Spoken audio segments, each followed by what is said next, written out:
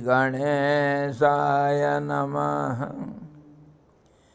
Om Namostute Vyasa Visala Buddhe Pullarvindaya Tapatra Netra Yena Tvaya Bharata Taila Purna Prajvalito Jnanamaya Pradipa.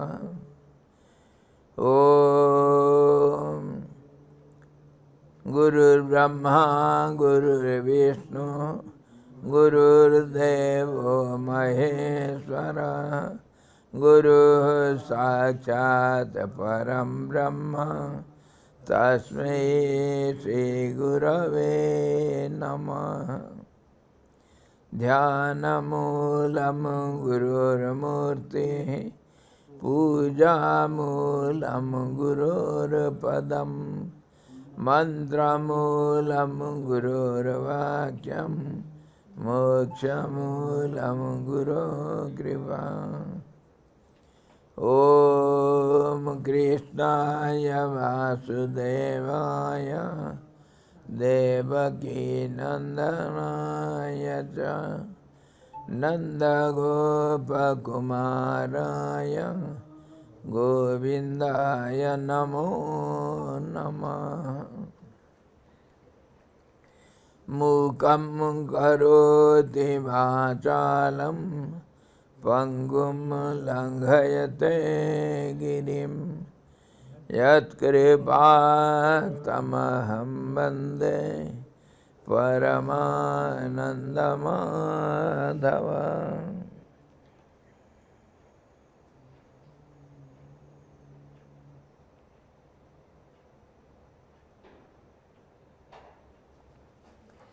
Hari Om.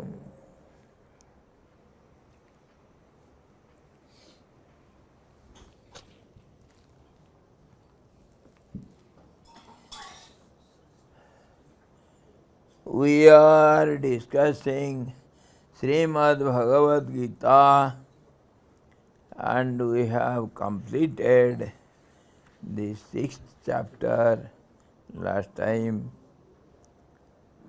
and we are in 7th chapter by name the Yoga of Wisdom and Realization. Jnana-Vijnana Yoga. Jnana-Vijnana, the yoga of wisdom and realization. There will be some little difference. Wisdom and realization. That's why two words are used. Jnana and Vijnana. Anyhow, in the 6th chapter, which is named differently by different interpreters. Some say it is yoga of meditation, the whole chapter, 6th chapter. Some others say the yoga of Atma-Sanyam, the control of the self.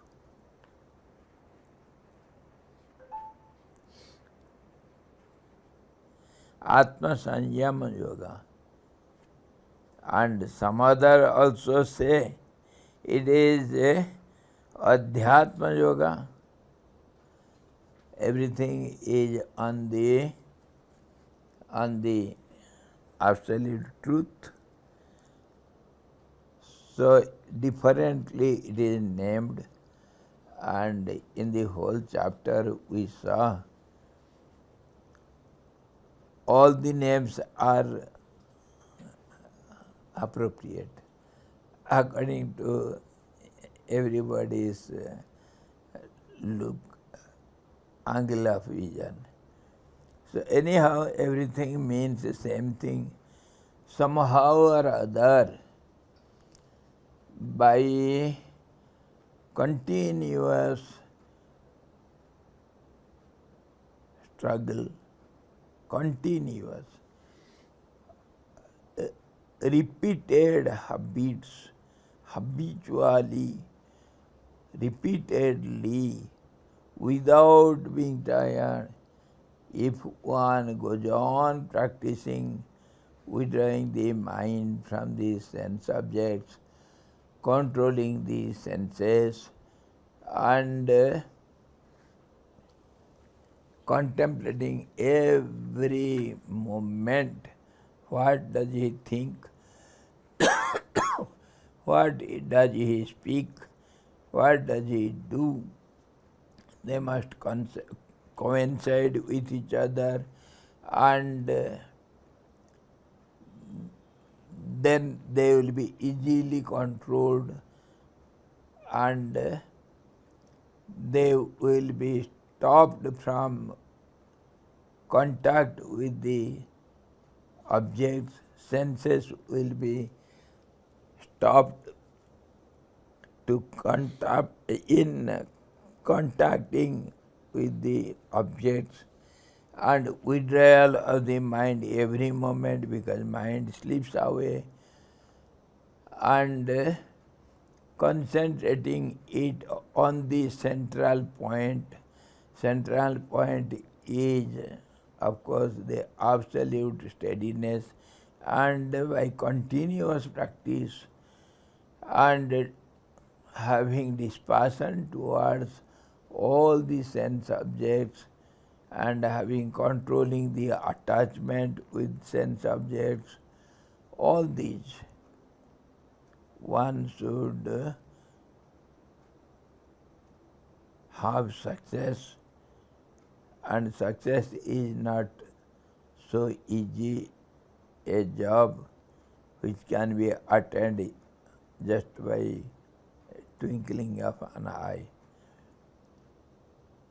It has to be repeatedly practiced again and again with patience and strong self-effort, so one will attain his goal of absolute steadiness.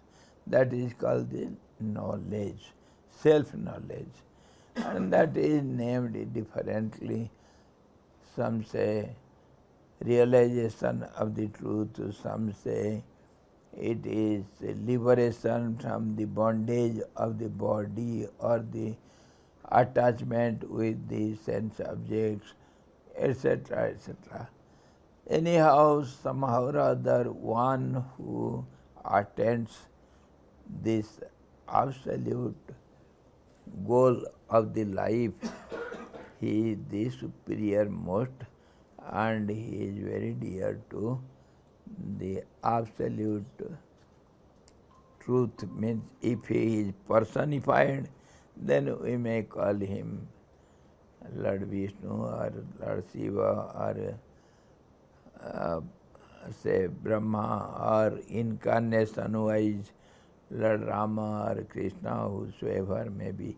Anyway, it is personified, but the absolute is absolute, and he will be dear to the absolute. That means he will not be parted from the absolute truth by any way. That is the essence of the 6th chapter.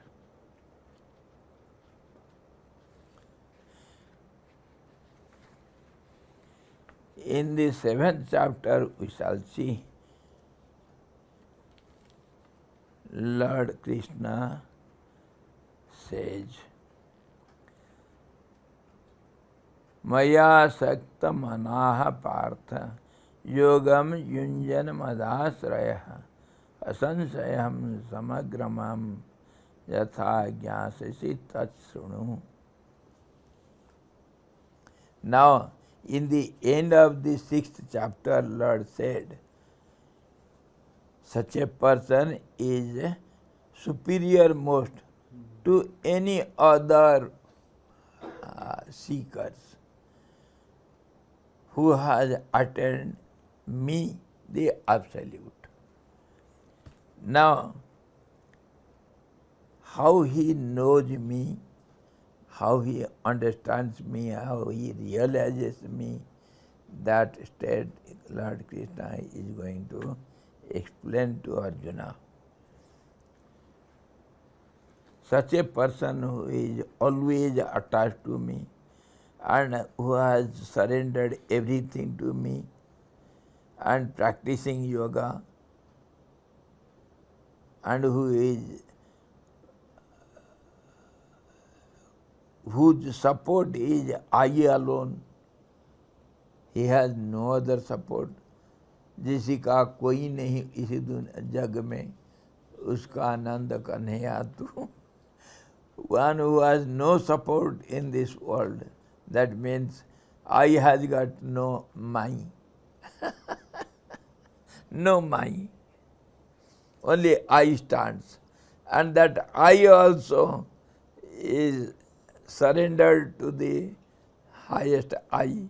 So that I-ness also is deleted forever. So what happens then? Asansayam samagram mam yatha gyasasi tatsrunu. How he knows me. Hear me from me, O Arjuna. O Arjuna, hear how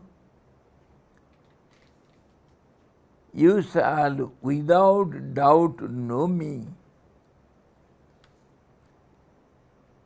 fully with the mind intent on me,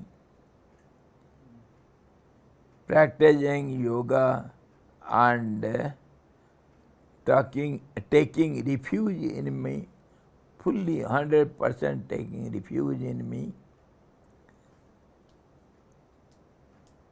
How you shall know me without any doubt.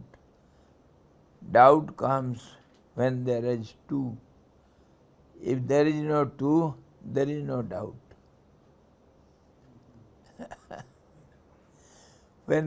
When I am all alone sitting somewhere, I need not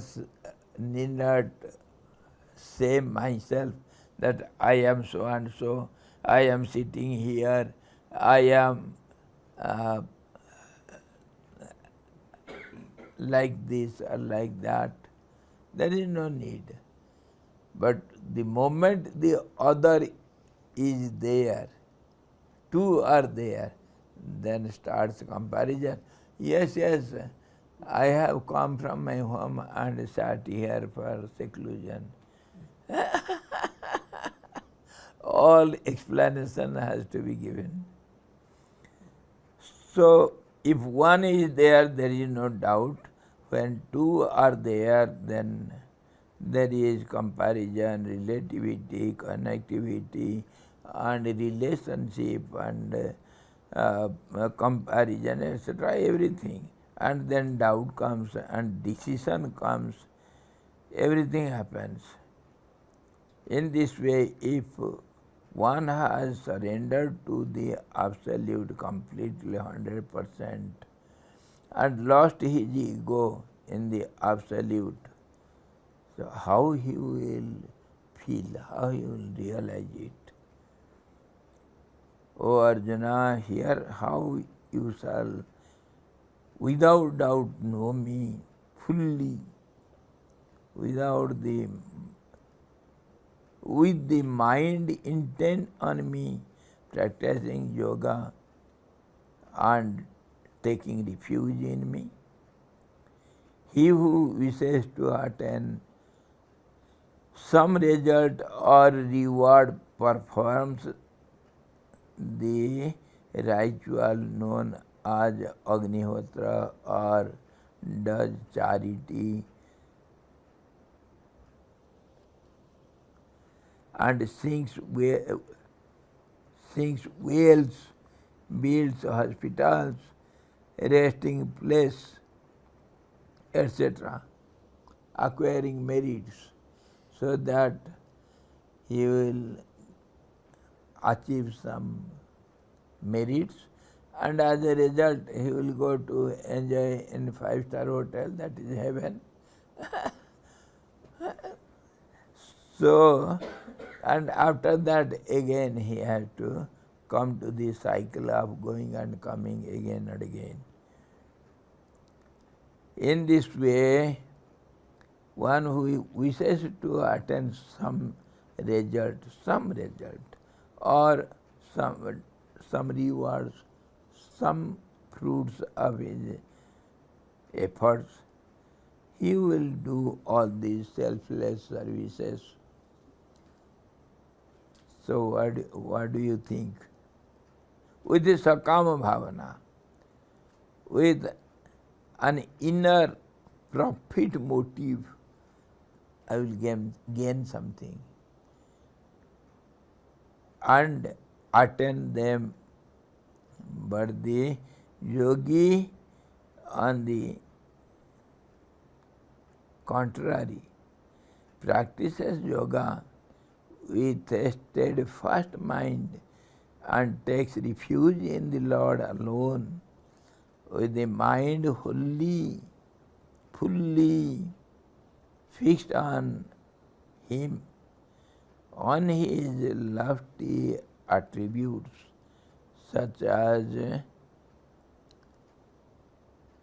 omnipotence, omniscience, omnipresence, infinite love, beauty, grace, strength, mercy, inexhaustible wealth, inflammable splendor, and pristine glory and purity.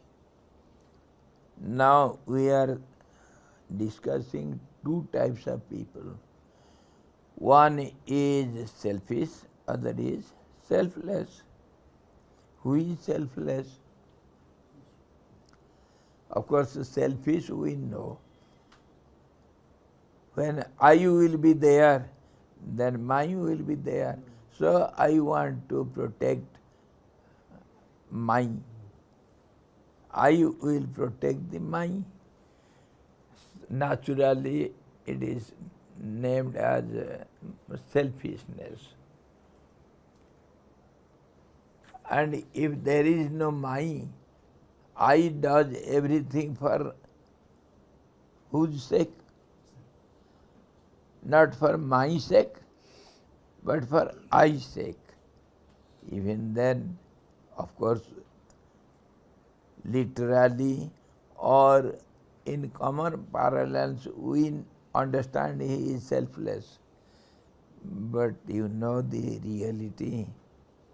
Sura nar naag sab kai yahi reeti.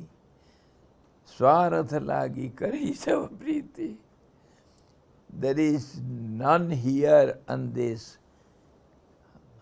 earth plane, no being is ever seen who has no selfish motive. Even if you want to attain the highest, what for? Is it for others? It is for your sake only. Of course, that is something beyond our reach, what happens, how it happens. But even in the Upanishads and everywhere it is mentioned, Atmanastu kamaya sarve priyam bhavanti. If we love, Gurudev has given us eightfold path: serve, love, give, purify, meditate, realize. So service to others with the feeling of love and sharing, and with the feeling that I only abide in every being. Mamatma sarvabhutatma.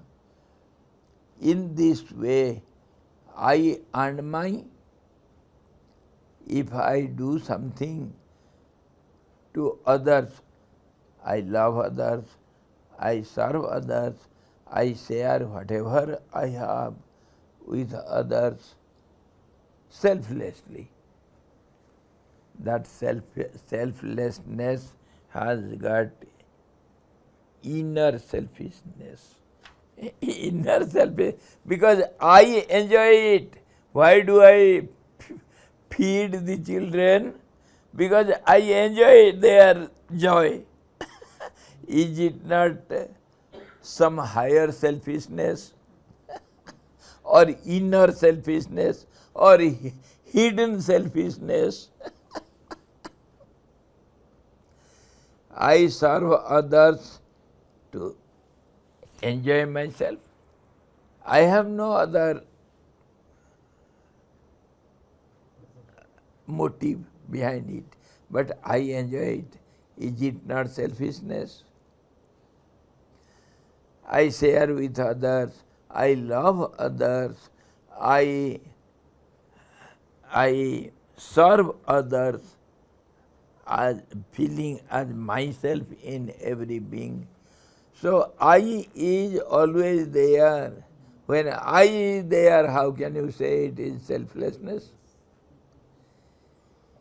Only when the I is totally deleted, there is no I. That is the highest selflessness. But till then, till then we have selfishness. Of course, there is some gradation in selfishness and selflessness. Just as we see temperature, temperature is nothing but a high and low, some comparison of temperature, degrees of heat and cold. Same heat is known as cold. Same cold is known as heat because of different temperature. So how can you say it is beyond temperature? Even minus 50 degree Celsius is also temperature. Is it not? Similarly, wherever the I is there will be selfishness. So, the process we should understand. First of all, a naughty boy should be a good boy. And then the good boy should be trained by good practices. And again, if some rewards and some fruits are always available before him, if you do like this, you will get this and this.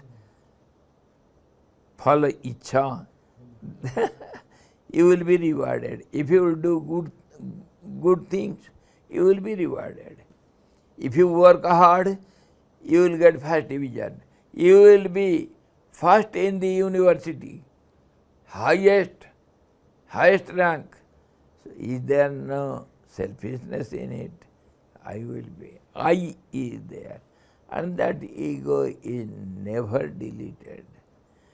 So there is degrees in this selfishness or selflessness, both are same. When we consider the degrees, then both are same. So, in order to be in the track and advance in the track in our journey, we have to first control the selfishness, so-called selfishness, and then little selflessness, and then more selflessness, and slowly total selflessness. That total selflessness also is selfishness. And that highest selfishness, that means from other angle it is selflessness, is required, then only we can go beyond it. So, this process is a gradual and slow process. So, though we have some selfish motive behind, say, serving others, helping others, doing good to others, doing meritorious deeds, sacrificing our even life for others. All these are no doubt praiseworthy works, but yet there is selfishness. We should not consider that selfishness in the beginning. Let there be. It is desired. I give you always the example of, you see, desires. Some are, desires are of two kinds. One is bandhya, praiseworthy desires. Desires, they are desires, but they are admirable. They are praiseworthy. They should be there. Some desires are to be practiced. Though we talk so much of desirelessness, and they are called praiseworthy desires, and others are condemnable desires. They should not be there. So they are called bandhya. Bandhya means who takes you into bondage. Desires which grow every now and then, multiply always, and bind you into the cycle of birth and death, they are to be abandoned. But some desires are there which should be cherished, they should be entertained, and then those desires will disappear by themselves. For example, the hailstones, it destroys the whole crop and it gets destroyed by itself. There is no other means to destroy it. There is no need of any other means. And human bomb, the person who carries the bomb, he will destroy himself and destroy others also. So, similarly, some desires are there which destroy all other desires and they destroy themselves. They are called praiseworthy desires. They should be practiced. And in the end, they will disappear themselves. For example, let me have the highest desire is let me be desireless. That is also a desire. So that desire will destroy all other desires, and then in the end it disappears by itself. Let me be desireless, the highest desire we can have. Let me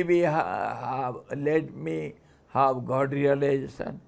God is beyond desires, so that is also a desire. In this way, the path is slow and steady and is a continuous process. So we have to go by and by. Here that selfishness or selflessness we have to understand in this way comparatively.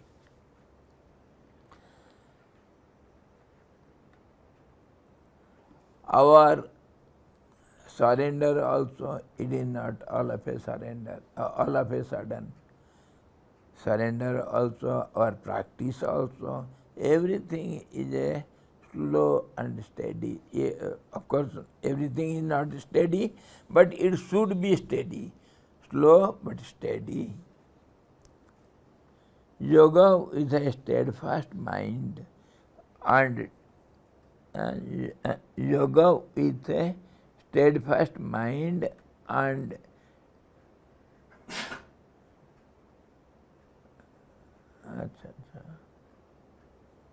but yogi on the contrary, practices yoga with a steadfast mind and takes refuge in the Lord alone with the mind wholly fixed on Him.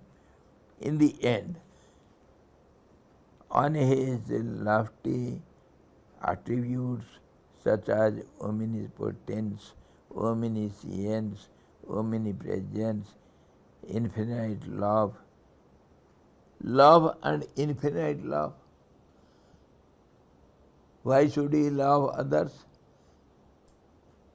How many? Others means how many? How many I should love? I should share with others whatever I have. I should share with others. Can I not ask how many others? Tena tyaktena bhunjitha. You should share with others. You should enjoy everything with others. How many others? So now the answer may be, whosoever around you, who are around you, in true sense, the whole world is around you. So from one to the infinite, you should go on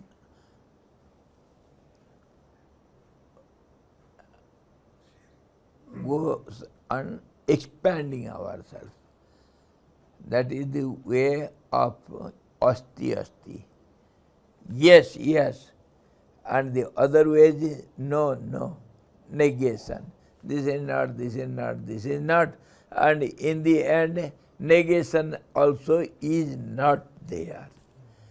Negating process ends. And the opposite also is there. Both way are to the top, to the peak. The other way is accepting everything, loving everyone. Everyone means to the infinite. There is no boundary, there is no number. How many you should love? Whosoever comes by the way, Jyot se Jyot jagate chalo. प्रेम की ज्योति जगाते चलो, प्रेम की गंगा बहाते चलो। राह मिलेंगे जो दीन दुखी, उनको भी गले लगाते चलो। राह में मिलेंगे जो दीन दुखी। Whosoever comes in the way, in your journey, embrace everyone out of love. There is no enemy, there is no friend, everyone should be embraced. So in that way, if you can accept everything, you can sacrifice for everyone, not for one. Love everyone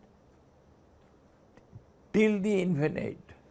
And if you can share with everyone, even with the plant, even with the water and mountain, or the sky or wind, you have to sacrifice for everyone.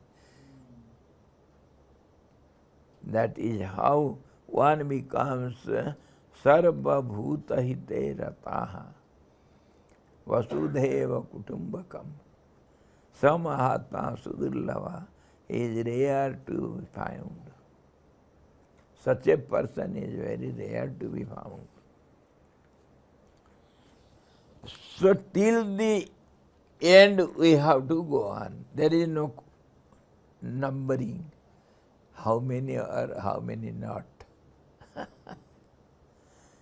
In this way, this serve, love, give, or practice of yoga, or abhyasa vairagya, it should continue till the end, without stoppage. The servant of a king thought constantly.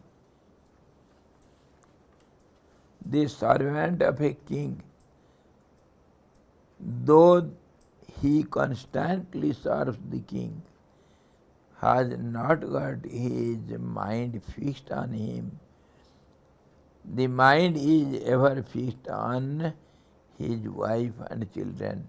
Of course, he serves the king day and night. But what for? For his family's sake. Mind is there. Unlike this servant, fix your mind on me, the all-pervading one, and take refuge in me alone. Practice control of the mind in accordance with the instructions given in chapter 5, then you will know me as my infinite attributes in full. Other examples also are given.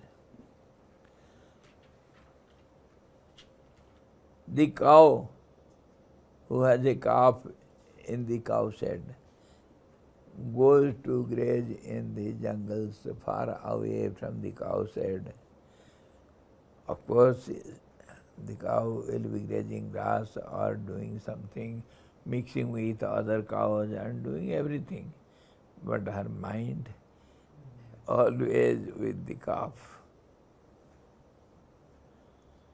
Just like the miser person that does all the actions, but always his mind is on the wealth. Is nobody taking away my my wealth? I have preserved in my, I have hidden in my room.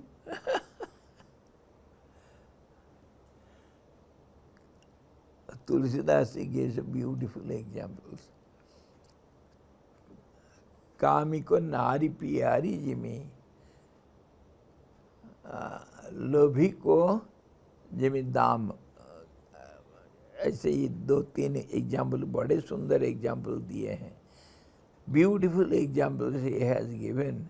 Just as the miser one thinks of the wealth always, just as a lustful man always thinks of the wife all the time, or just as a angry man thinks of the enemy all the time, wherever he is, I have to take revenge. Many other examples are there. One pointed thought that will always gives one success. If you sing the glory and the attributes of the Lord, you will develop love for Him, and then your mind will be fixed on Him. When we practice love, when we enhance our love to everyone, then we feel the one in all, and that one becomes absolute one day or other. This is how we have to expand our love. Similarly, the sharing and loving and serving others.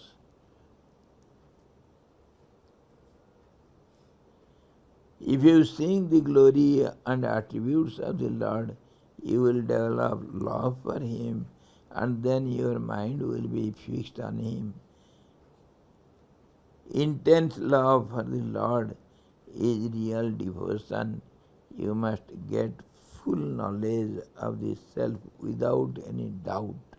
Doubtless achievement, full conviction.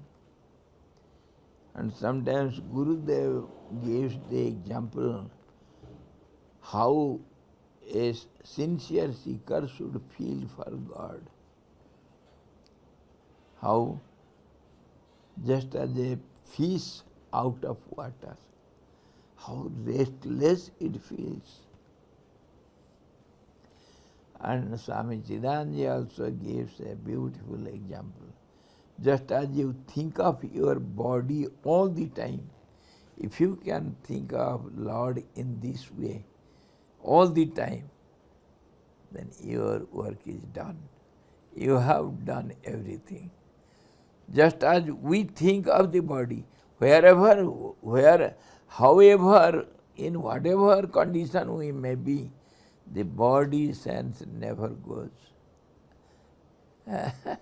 ममता तू न गई मेरे मन ते पाकी case दसनन सब गिरते लगे लेकिन ममता नहीं गया मेरा. That feeling, body feeling never goes, even for a moment. If one can think of God in the same manner, continuously, then only he achieves Godhood.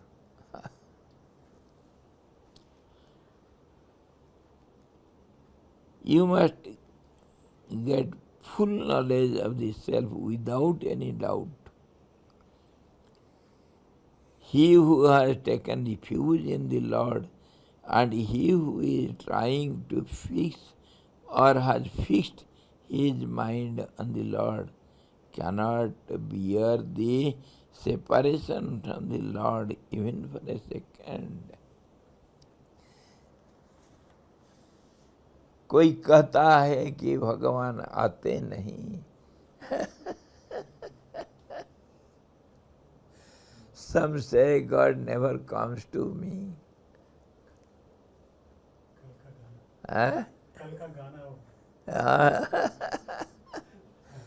तुम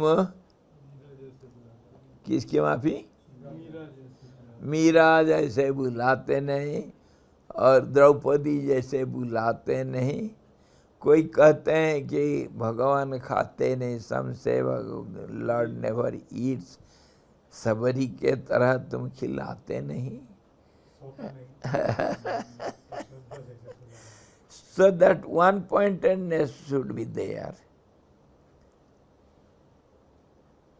कोई कहता है कि भगवान चले जाते हैं, पर गोपियों से कभी भगवान गए हैं क्या? You should feel separation of God like gopis. Even for a moment, they didn't forget Lord Krishna. Though Krishna was away from them for whole life, only once they met on Kurukshetra on the occasion of eclipse, but never in the life again. And that separation gives you nearness. So, in line of devotion, path of devotion, separation also helps you. Feeling separation from God. Vrindavan में नहीं, बरसाना में सखी भाव एक sect है. There is a sect called Sakhi feeling. हाँ, feeling separation from Lord and always thinking of Lord. That feeling helps a lot. Always they will be weeping and sobbing and talking like a small girl. Oh, Lord has done like that. That means somehow or other your mind should be on the Lord. Somehow or other, let it be any way, any means. And this is how also our puja system, worship system is there. Plucking some flowers, making some garlands, making some good food for the Lord, or decorating the Lord, or offering some good objects, what you like most, you should offer it to Lord, so that your mind will be in the Lord all the time. Offering whatever, jat karosi jadasnasi jat juhosi dadasi jat tapasyasi kaunteya tat kuru swamadarpanam. Whatever you do, Lord says, oh Arjuna, whatever you do, whatever you eat, drink, or walk, or sleep, or talk, or do anything, offer it to me. Thereby you can attend me. Gurudev also says, many people come and complain before Gurudev. Gurudev, your theories are for theory's sake. It is not practicable in our daily busy life. You don't know how our worldly life goes. It is impracticable. It is impossible to practice. Gurudev used to say, of course it is true, it is not possible. Can you not think of Lord for a moment when you get up? Can your business stop it? No. So start it. And every hour, whatever you do, in the end of the hour, just close your eyes for 1 second. Can anybody stop you? Your busy life can stop you? No. So at least practice this. Every second after the hour. So in this way, start with 24 seconds. 24 seconds is not less.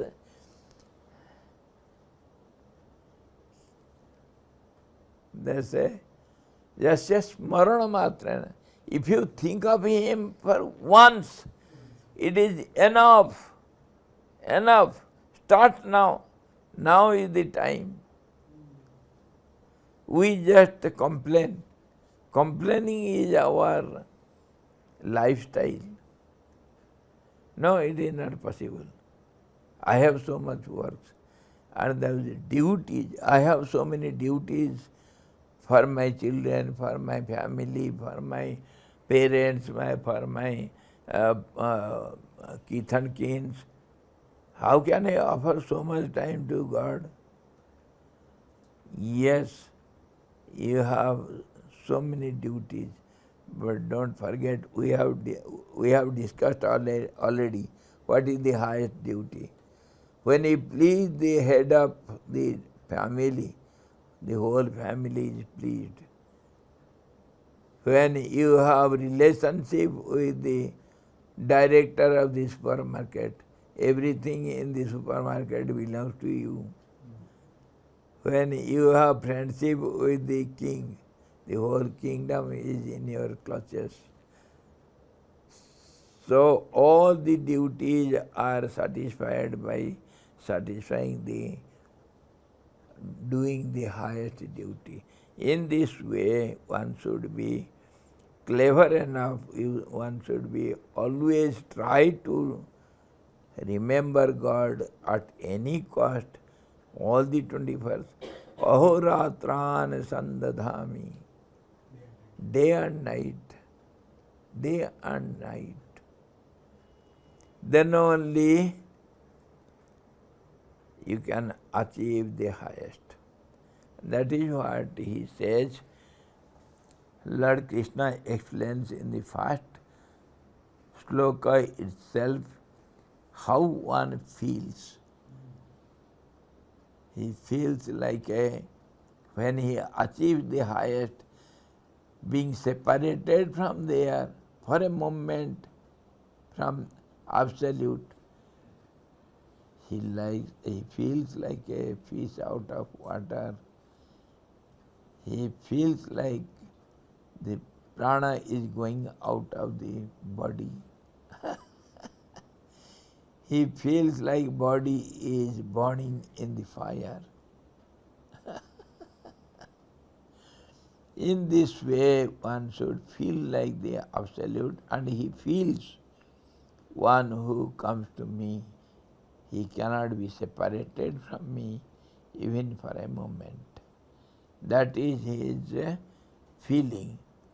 Of course, now we shall discuss wisdom and realization, jnanam and vijnanam, what is knowledge and what is special knowledge, real knowledge or the highest knowledge.